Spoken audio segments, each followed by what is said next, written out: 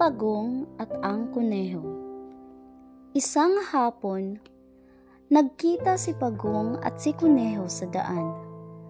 Biniro ni Kuneho si Pagong sa kanyang maliliit na paa na naging dahilan kung bakit napakabagal niyang maglakad. Nainsulto si Pagong sa mga biro ni Kuneho.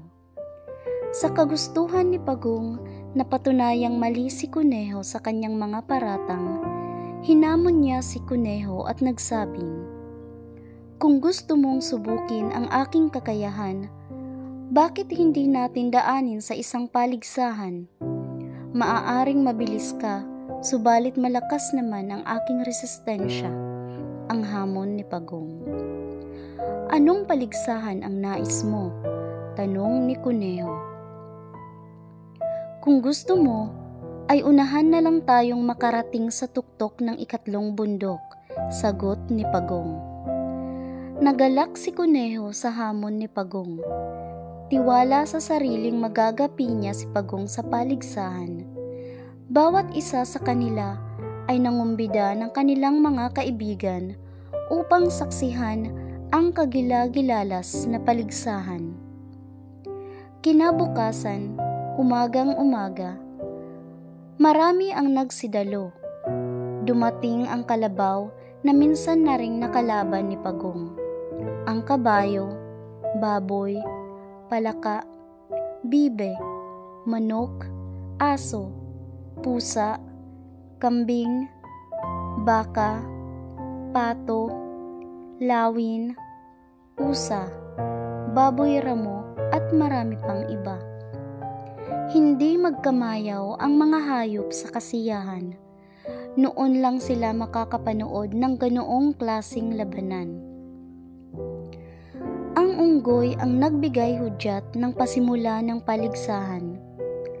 Sa pasimula pa lang ay naiwan na ng malayo si Pagong. Halos hindi na makita ni Kuneho si Pagong dahil sa kalayuan ng kanilang pagitan. Narating ni Kuneho ang tuktok ng ikalawang bundok. Hindi na niya matanaw si Pagong. Mabuti pa ay mamahinga muna ako. Malayo pa naman si Pagong." "Napakalayo ng agwat naming dalawa," ang sabi ni Kuneho sa kanyang sarili. Naupo si Kuneho sa ilalim ng isang puno. Nang dahil sa kapaguran, hindi niya namalayang siya ay naidlip. Samantala, si Pagong ay nakarating sa tuktok ng ikalawang bundok ng magtatanghali. Inabutan pa niya si Kunehong naghihilik. Himbing na himbing si Kuneho, dala marahil ng kapaguran. Magdadapit hapon na nang matanaw ni Pagong ang rurok ng ikatlong bundok. Malapit na siya.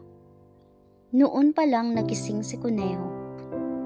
Tinanaw niya ang ibaba ng bundok sa pag-aakalang nandoon pa rin si Pagong, subalit wala pa rin.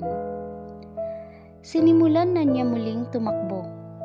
Takbong walang pahinga.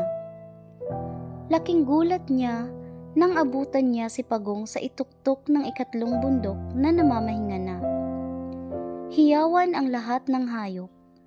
Lahat sila ay bumati kay Pagong. Si Kuneho naman ay hiyang-hiya sa pangyayari. Humingi siya ng paumanhin kay Pagong sa ginawa niyang pang-iinsulto. Simula noon ay naging halimbawa na ng mga hayop na hindi dapat maliitin ang kanilang kapwa.